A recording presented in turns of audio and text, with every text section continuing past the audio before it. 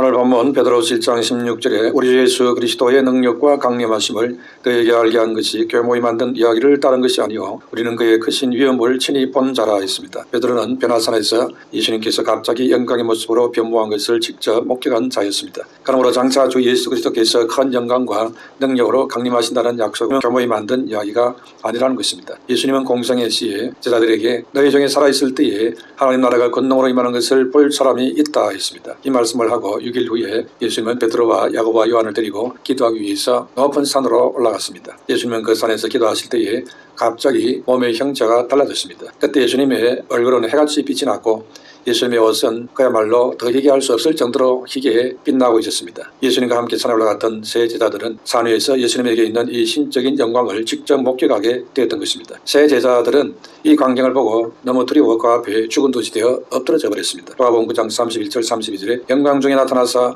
장차 예수께서 예루살렘에서 별세하실 것을 말할새 베드로와 및 함께 있는 자들이 깊이 졸다가 온전히 깨어나 예수의 영광과 및 함께 선 두 사람을 보더니 했습니다. 예수님이 변화산에서 모세와 엘리야를 만나서 예수님과 고난과 죽음에 대해서 대화를 나눴다는 것입니다. 모세는 율법의 대표를 할 수 있습니다. 그리고 엘리야는 구약의 선지자들의 대표를 할 수 있습니다. 그러니까 모세와 엘리야가 예수님을 만나서 십자가 대속의 고난의 대화를 나눴다는 것입니다. 이것은 구약의 율법과 선지자들이 예수님의 구속 사역을 지지하고 있다 그런 뜻이 됩니다. 그리고 모세와 엘리야는 구약 성경 전체를 대표하는 인물이라 할 수 있습니다. 그러니까 율법과 선지자를 대표하고 있습니다. 그래서 구약과 구약 성도들은 모두 그리스도의 인류 구속 사역을 간절히 사모하고 있었다는 것입니다. 그들은 멀리서 예수님을 바라보고 증거했던 것입니다. 먼 발치에서 그들은 메시아를 바라보고 믿었던 자들입니다. 그래서 구약의 성전과 제사 제도들은 모두 장차 오실 예수 그리스도의 구속 사역을 상징하는 모형들이었습니다. 또한 선지자들이 전하는 최종적인 메시지의 핵심은 장차 오실 구원자 그리스도를 말하고 있습니다. 이렇게 구약 성도들은 모형 속에서 구속 진리를 배웠습니다. 어떤 사람은 구약 성도들은 예수님에 대해서 아무것도 알지 못할 것이라고 생각을 합니다. 그러나 베드로전서 1장 10절에서 12절에 이 구원에 대하여는 너희가 이말 은혜를 예언하던 선지자들이 연구하고 부지런히 살펴서 자기 속에 계신 그리스도의 영이 그 받으실 고난과 후에 받으실 영광을 미리 정언하여 누구를 또는 어떠한 때를 지시하는지 상고하니라. 이 성긴 바가 자기를 위한 것이 아니요 너희를 위한 것임이 계시로 알게 되었으니 이것은 하늘로부터 보내신 성령을 힘입어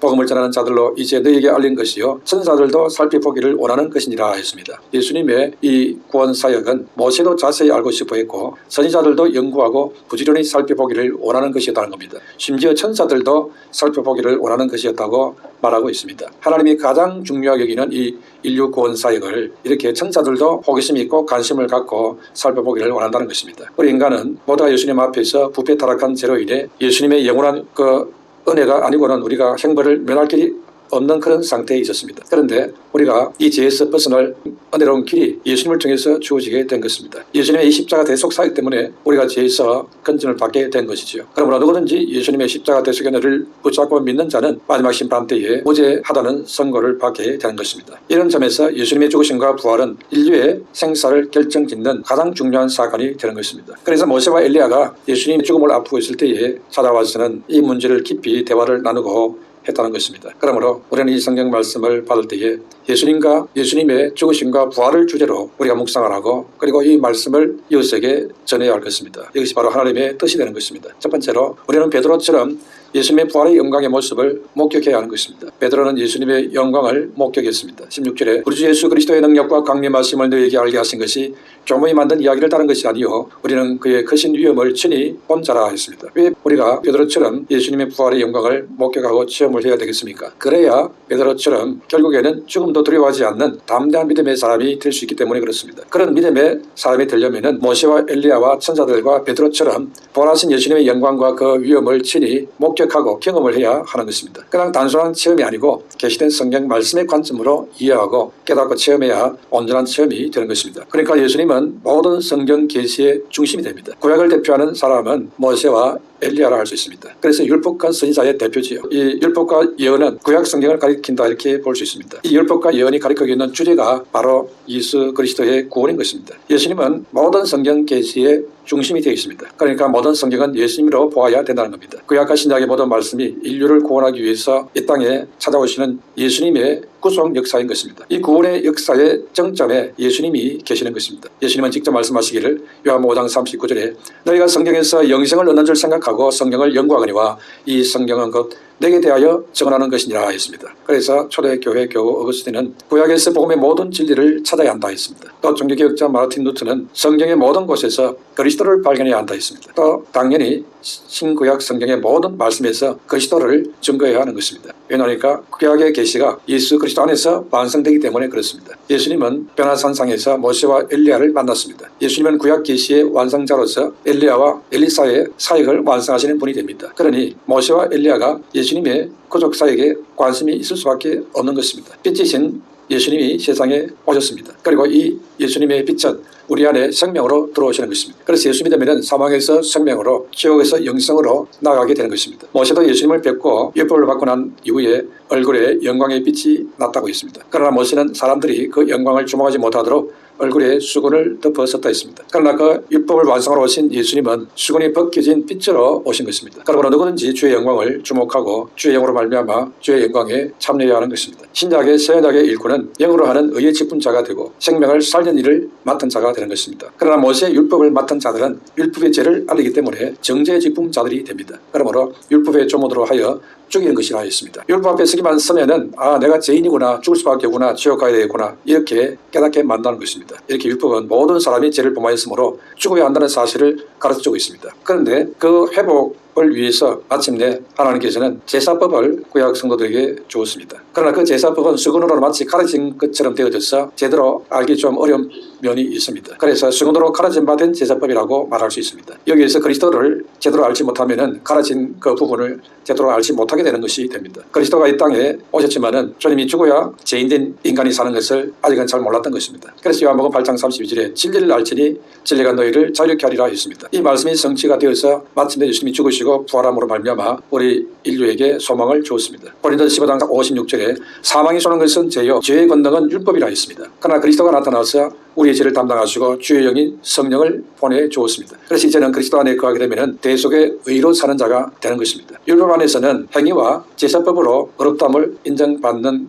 길로 갔습니다. 그래서 6km 행하는 할례도 행했던 것입니다. 그러나 그것들은 결국 그리스도를 수건으로 그 영광을 덮어 십자가에 대해서 제대로 알지 못하게 하는 면이 있었던 것입니다. 그래서 그리스도 안에서는 이제 수건을 벗은 얼굴 같이 되어 영광을 보는 것 같이 주의 영광을 보는 그런 모든 것이 밝아지는 은혜가 임하게 되어졌습니다. 그래서 구약 성도들은 많은 제사 제도를 행하고 할례도 행하고 살았지만은 예수님이 오셨을 때에 바로 이분이 모든 구약의 제사 제도의 주인공이 되시는구나 이렇게 깨닫는 사람이 거의 없었다는 것입니다. 그렇게 수건으로 덮여져서 힘이 있다는 것을 알 수가 있습니다. 고린도서 3장 18절에 우리가 다 수건을 벗은 얼굴로 거울로 보는 것 같이 주의 영광을 보매 그와 같은 형상으로 변화하여 영광에서 영광에 이르리니 곧 주의 영으로 말미암으리라 했습니다. 우리의 신앙생활의 영적 승리 비결은 예수님의 은혜가 좌우하는 것입니다. 변화산 사건의 핵심은 은혜 받는 비결을 말해주고 있습니다. 이 세상 모든 만물이 예수님이 택하시고 이 땅에 사는 우리를 위해 창조하셨다는 이 사실을 깨닫는 것입니다. 이걸 깨닫는 것을 은혜라고 하는 것입니다. 또한 우리가 힘들고 아픈 현실을 견디고 이기게 하는 힘도 이 은혜에 달린 것입니다. 무력하고 절박한 순간에도 예수님을 바라보는 소망의 눈이 있기 때문에 감당할 수 있게 되는 은혜가 오는 것입니다. 지금까지 살아온 인생의 여정이 다 주의 은혜인 것입니다. 마태복음 10장 5절에 말할 때 호련히 빛난 구름이 그들을 덮으며 구름 속에서 소리가 나서 이르시되 이는 내 사랑하는 아들이여 내 기뻐하는 자니 너희는 그의 말을 들으라 하시는지라 했습니다. 세상에 수만을 두고 사는 사람은 그 시선이 육신의 안목에 있습니다. 그래서 늘 자신의 힘을 의지하고 삽니다. 그러나 예수님의 사람들은 주님이 주시는 절대적인 은혜의 힘으로 살아가는 자들인 것입니다. 이것이 다른 점인 것입니다. 그래서 우리의 관심은 은혜에 집중을 해야 되고 은혜 받아야 사명도 감당할 수 있게 되는 것입니다. 그러면 어떻게 하면 은혜가 임하는 것입니까? 언제 우리가 깨끗해질 때에 은혜가 임하는 것입니다. 요한일서 1장 7절에 그가 빛 가운데 계신 것 같이 우리도 빛 가운데 행하면 우리가 서로 사귐이 있고 그 아들 예수의 피가 우리를 모든 죄에서 깨끗하게 하실 것이요 했습니다. 예수님의 피로 우리가 깨끗해져야 될 이유는 예수님과 화목을 이루고 예수님의 영광의 나라에 들어가야 되기 때문에 그렇습니다. 그런데 이런 은혜는 그냥 주어지는 게 아닌 것입니다. 내 영혼이 깨끗해질 때에 은혜와 선물이 오는 것입니다. 요한계시록 22장 14절에 자기 두루마리를 빠는 자들 복이 있으니 이는 그들이 생명나무에 나아가며 문들을 통하여 성에 들어갈 권세를 받으려 함이로다 했습니다. 그러므로 말세에 자기 신앙의 옷이 되는 두루마리를 날마다 예수 보혈의 피를 의지해서 빠는 자가 되어야 됩니다. 회개하는 자가 되어야 되는 겁니다. 죄를 범하고도 더러워졌는데도 그걸 방치를 하고 죄를 계속 쌓아서 아주 때가 덕지덕지 붙어서 나중에 씻기도 힘들 정도가 될 정도로 그렇게 험악하게 되어버리면 참으로 곤란한 적용에 처한 것입니다. 주님 앞에 섰을 때에 무슨 일을 당할지 알 수 없는 불안한 상태인 겁니다. 속히 회개하고 그 모든 묵은 죄도 다 씻어내야 하는 것입니다. 그래야 생명나무에 나아가고 먼들을 통하여 천국성에 들어갈 권세를 받게 된다 했습니다. 그러므로 예수 믿으면 그만이다, 이런 안이한 생각을 갖는 것은 너무너무 어리석습니다. 예수 믿고 자기의 두루마리를 날마다 빠는 것이 중요합니다. 자기 관리를 잘한다 이 말입니다. 늘 거룩함을 유지해야 됩니다. 성도는 바로 두루마리 옷을 입은 자와 같이 의의 옷을 입은 자인 것입니다. 의의 옷이 더럽혀지게 되면 신분이 추락되고 조롱을 받게 됩니다. 마귀들이 조롱하는 것이고 마귀가 우리를 공격하게 됩니다. 예수님 자녀로서의 영적 신분인 택한 백성은 반드시 지켜야 될 소중한 가치가 있습니다. 그것은 바로 거룩인 것입니다. 그래서 날마다 회개하고 두루마리를 관리해야 하는 것입니다. 그러니까 회개 없는 삶은 교만한 것으로 우리의 눈을 멀게 만드는 것입니다. 그리고 주의 은혜를 빼앗기게 될 수 있습니다. 그러면 세상 어둠의 함정에 빠질 위험이 큰 것입니다. 그러므로 날마다 자신을 돌아보고 회개를 통하여 거룩을 유지해야 하는 것입니다. 그래야 하늘의 영광이 열리게 되는 것입니다. 예수님의 은혜는 깨끗하고 거룩한 곳에 역사하기 때문에 그렇습니다. 그러므로 거울된 거룩한 삶을 통해 항상 신령한 예수님의 영광의 은혜를 체험하면서 살아가는 믿음이 되시기를 축원합니다. 두 번째로 우리도 베드로처럼 예수님의 부활을 미리 볼 수 있어야 합니다. 베드로는 변화산에서 예수님의 거룩한 영광의 모습을 분명하게 목도했습니다. 오늘 17절에 지극히 큰 영광 중에서 이러한 소리가 그에게 나기를 이는 내 사랑하는 아들이여 내 기뻐하는 자라 하실 때에 그가 하나님 아버지께 존귀와 영광을 받으셨느니라 했습니다. 베드로는 변화산에서 나타난 예수님의 영광의 실체를 접하고 만왕의 왕이 되시고 만주의 주가 되신다는 사실을 경험했습니다. 거기서 예수님의 모습은 완전히 다른 차원이었습니다. 마태복음 17장 2절에 저희 앞에서 변형되사 그 얼굴이 해같이 빛나며 옷이 빛과 같이 휘어졌더라 했습니다. 천국에서 예수님의 본래 영광의 모습, 거룩한 모습을 보았던 것입니다. 예수님에게서 발산되는 영광의 빛은 예수님 형상으로서 예수님 자신에게서 발산되는 영광인 것입니다. 예수님은 이 세상의 빛이라고 했습니다. 그리고 우리에게도 그 빛을 비춰주시는 것입니다. 그리고는 우리에게 너희도 세상의 빛이라 했습니다. 우리는 이 어두운 세상에 빛으로 오신 예수님의 그 빛을 반사하는 사람이 되는 것입니다. 말씀을 통해서 우리도 그 빛을 세상에 비춰야 됩니다. 그렇게 하려면 내가 일단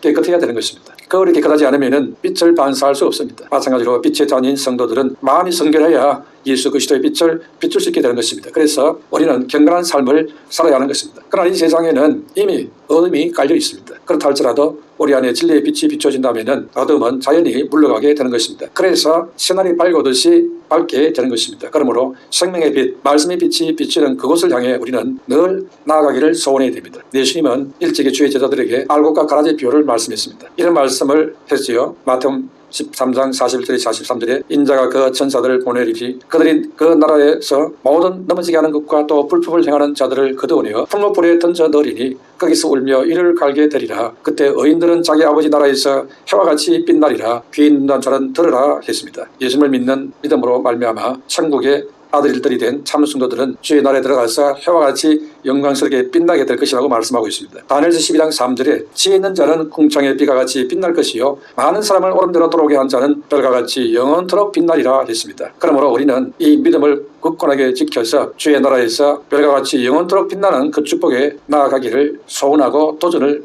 해야 됩니다. 지혜가 어디 있느냐? 많은 사람을 옳은대로 돌아오게 하는 영원 구원의 애를 쓰고 영혼을 살리는 그 일에 최선을 다하는 이것이 우리가 영원한 주의 나라에서 빛나게 되는 영광을 얻는 비결이 되는 것입니다. 이 땅에서 어떻게 하면은 돈을 많이 모을까? 어떻게 하면은 건강하게 살까? 어떻게 하면은 명예를 얻고 권세를 얻고 남들이 알아주고 부러워하는 그런 삶을 살까? 이러면서 매일같이 계획을 세우고 애를 쓰고 공부하고 연구를 하고 이렇게 하고 살아가고 있습니다. 그래봤자 몇 년 잠깐 살다갈 수밖에 없는 짧은 인생입니다. 덧없는 것이고 허무한 것입니다. 날이 갈수록 소망이 와야 되는데 날이 갈수록 소망이 자꾸 한 조각 한 조각 떨어져 나가는 것입니다. 덧없는 것이 될 수밖에 없지요. 그런데 주님께서 우리에게 주시는 이 소망은 영원 무궁토록 변치 않는 진짜 소망이 되는 것입니다. 과연 어디에 방점을 두고 살아야 되겠습니까? 그런데 예수 믿는다고 하면서도 아직도 이 세상에 방점을 두고 살아가는 성도들이 너무나 많으니 너무너무 안타깝고 애통하지 않을 수 없는 일인 것입니다. 스스로를 돌이켜서 가슴을 치고 주님 앞에 회개하고 주여 내가 땅의 것 세상 것에 너무나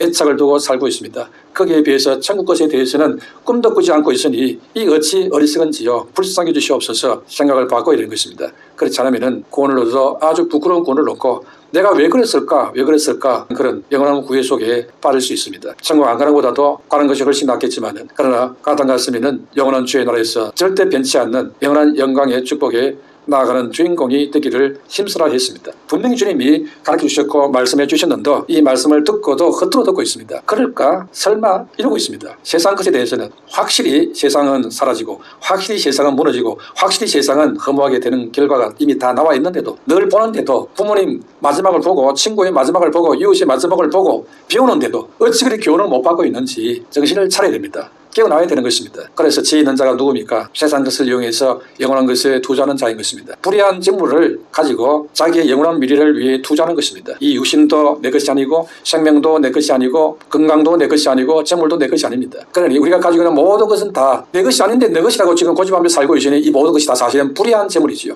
불의한 소유입니다. 우리가 불의한 자들이다 이 말입니다. 우리가 불의하다는 것을 주님이 다 알고 있습니다. 그럼 이 불의한 것을 영원한 거기에 투자하게 된다면 주인 되신 하나님이 참 지혜롭다. 어찌 그런 생각을 다 했느냐 이렇게 칭찬하신다는 겁니다. 주님이 칭찬하는 그런 믿음의 사람이 되시기를 축원합니다. 주의 나라에서 해와 같이 영광스러운 부활체와 함께 천국에서 구약 성도들 신약 성도들 더불어서 그리스도와 함께 영광스러운 모습을 서로 보게 될 것입니다. 이것이 우리의 미래인 것입니다. 그와 같은 미래는 그 무엇과도 바꿀 수 없는 행복이 되는 것입니다. 그렇기에 과거 우리 믿음의 선배들은 그 고통스러운 핍박과 유혹에도 굴하지 않고 신앙의 절개를 끝까지 지켰던 것입니다. 일제 때에 신자 참배에 반대하다가 옥중에 순교하신 주기철 목사님의 사모님이 오정원 사모님입니다. 이 사모님은 해방 직전에 남편이 옥중에서 순교를 당했습니다. 그 후에 사모님은 일제 말에 수많은 고통의 밤을 지새우면서 금식과 기도를 밥 먹듯이 하다가 해방 직후 암에 걸렸습니다. 그러던 중에 북한 김일성이가 이 사모님을 일제한 거였으니까 포섭하려고 사람을 보내가지고 보자기에 하사품을 전달해 왔습니다. 그 보자기 안에는 남상동의 좋은 집에 강석원의 논밭 토지 문서와 현금이 가득 담겨 있었습니다. 그것만 있으면은 오정원 사모님도 치료받고 막내 아들 주광조도 일제 때 못하던 공부도 할 수 있을 정도였습니다. 그러나 오정원 사모님은 받을 수 없습니다. 주 목사님은 혁명투사가 아닙니다. 그분이 순교한 것은 오직 하나님의 영광을 위해서였습니다. 결코 사람에게 칭찬을 받거나 보상을 받기 위함이 아니었습니다. 이러면서 사모님은 그 하사품을 거절했습니다. 그러자 그들은 여러 차례 김일성 장군님의 성의를 거절하면 안 된다면서 설득을 했습니다. 그러나 사모님은 끝내 거절했습니다. 그리고 얼마 있다가 45세의 젊은 나이로 예수님의 부르심을 받아서 세상을 떠났습니다. 주님을 위해서 순교한 남편의 희생으로 세상에 썩어질 것과 바꿀 수 없음을 오정원 사모님은 너무나 잘 알고 있었습니다. 한 번은 주기철 목사님이 옥중에 있을 때에 사모님이 면회를 갔습니다. 그랬더니 일제 순사가 갑자기 면회온 그들을 잘 대접하면서 유혹스러운 제안을 했습니다. 여기서 바로 목사님을 감옥에서 모시고 나가서 집으로 차 타고 가라는 겁니다. 그러면서 조건을 하나 달았습니다. 일본 신사 앞을 차가 지나갈 때에 차에서 내리지도 말고 차 안에서 그냥 고개만 그쪽을 향해 까딱하고 이렇게 하면 된다고 말을 했습니다. 그러나 사모님은 주기철 목사님의 절개를 잘 알기 때문에 어떤 유혹과 흥정에도 넘어갈 수 없었습니다. 그래서 그걸 거절했습니다. 남편이 감옥에서 고통당하는 걸 알면서도 거절을 했습니다. 주기철 목사님과 오정원 사모님은 장차 다가올 부활의 영광을 알기 때문에 세상에 어떤 유혹과 핍박이 온다 하더라도 목숨으로 믿음의 절개를 지켰던 것입니다. 세상 그 어떤 좋은 것이라 해도 영원한 주의 나라에서 영원한 부활의 영광과 함께 누리는 그것과 비교할 수 없다는 것을 확실히 믿었기 때문에 그런 것과 바꿀 수 없다는 것입니다. 우리가 본받아야 될 믿음인 것입니다. 하찮은 세상 것에 절개를 펼치 말고 더러운 세상 끝에 믿음의 절개를 펼치 말아야 됩니다. 오직 영원한 주의 나라를 붙잡고 놓치지 말아야 되는 것입니다. 세 번째, 성도들의 신앙의 중심은 오직 예수 그리스도인 것입니다. 예수님은 변화산에서 마가복음 9장 7절에 이는 내 사랑하는 아들이니 너희는 그의 말을 들으라 하는지라 했습니다. 18절에 이 소리는 우리가 그와 함께 거룩한 산에 있을 때에 하늘로부터 난 것을 들은 것이라 했습니다. 베드로는 변화산에서 예수님의 영광의 모습을 보았습니다. 거기에서 모세와 엘리야와 예수님과 대화하는 것을 보고 그 앞에 엎드렸습니다. 그러자 구름이 덮이면서 구름 속에서 소리가 났습니다. 이는 바로 내 사랑하는 아들이라고 하시는 하나님의 음성을 들었습니다. 그러므로 예수님의 말씀을 들어야 한다는 것입니다. 그럼 오늘날 우리가 할 일이 무엇입니까? 예수님의 말씀을 듣는 것입니다. 그리고 예수님의 말씀대로 사는 것입니다. 우리가 신앙생활을 하다가 보면은 다양한 체험을 할 수 있습니다. 그런데 실상은 체험보다 더 우선시해야 될 것이 있습니다. 그것은 바로 예수님의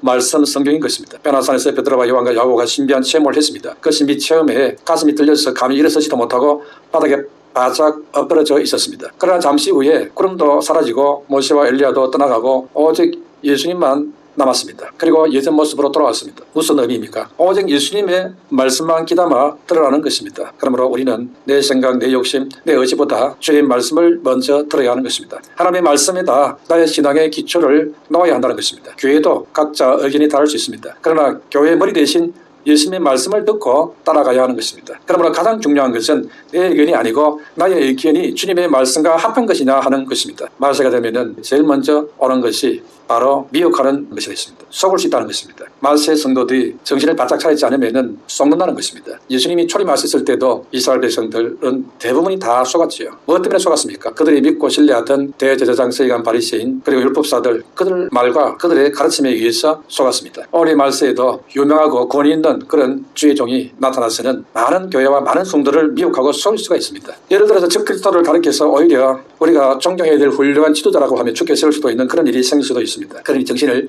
바짝 차리고 말씀 가운데 서야 하는 것입니다. 마지막 말세 때에는 거짓 신자가 일어나서는 표적을 행하고 기적도 행하고 엄청난 능력을 행하면서 사람들을 미혹할 것이 있습니다. 내용은 너무 좋은데 말씀과 다른 이단도 있을 수 있습니다. 무엇보다 우리는 하나님의 아들의 음성이 귀를 기울여야 됩니다. 마태복음 13장 9절에 그들이 산에서 내려올 때에 예수께서 명하여 이르시되 인자가 죽은 자 가운데서 살아나기 전에는 본 것을 아무에게도 이르지 말라 하시니 했습니다. 예수님은 인자가 죽은 후 다시 살아날 때까지 본 것을 아무에게도 말하지 말라 했습니다. 그러니까 예수님이 부활하신 이후에는 마음껏 말하는 거지요. 예수님의 부활은 예수님이 하나님의 아들 되신다는 증거가 되기 때문에 그렇습니다. 그러므로 죽음을 이기고 다시 살아나신 예수님을 믿어서 영생을 누리는 천국 백성이 되라는 것입니다. 이제는 이때부터는 마음껏 선포하고 외치라는 것입니다. 내가 구원받았다면 이제 이 구원자 예수님을 내가 아는 모든 이웃에게 담대하게 증거해야 하는 것입니다. 듣지 않다 하더라도 한 번쯤은 최소한 정확하게 전해야 됩니다. 그러면 그 복음을 듣고 사망에서 생명으로 들어갈 자가 있기 때문에 그렇습니다. 이 놀라운 복음 사이에 우리가 동참을 해야 하는 것입니다. 이 일을 위해서 작은 소자 하나를 섬기게 되면 그게 바로 예수님을 섬기는 것이 된다고 했습니다. 그러므로 이 복음을 통하여서 예수님이 증거되는 그 일을 위해서 작은 일을 할지라도 거기에 봉사하고 섬김으로 인해서 작은 소자 하나를 돕고 섬겨서 예수님을 섬기는 그런 축복에 참여하게 되시기를 주의 이름으로 축원합니다.